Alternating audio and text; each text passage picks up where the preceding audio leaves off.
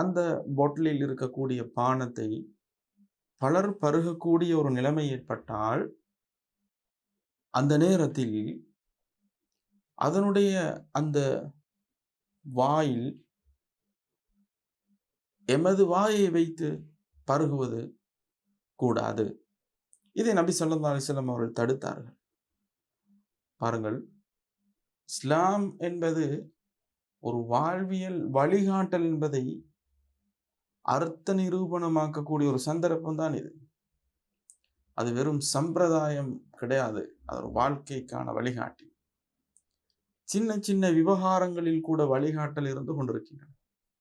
அந்த அடிப்படையில் தான் நபி ஸல்லல்லாஹு அலைஹி வஸல்லம் அவர்கள் பாட்டிலில் வாய் வைத்து குடிப்பதை தடுத்தார்.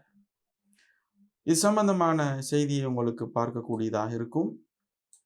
புகாரி கிரந்தத்தில் 5627வது ஹதீஸாக, மேலும் அஹ்மத் கிரந்தத்தில் பதிவு செய்யப்பட்டிருக்கிறது. முஸ்லிம், திர்மிதி, அபூ தாவூத் போன்ற ஹதீஸ் கிரந்தங்கள் எல்லாம் பதிவு செய்யப்பட்டிருக்கிறது.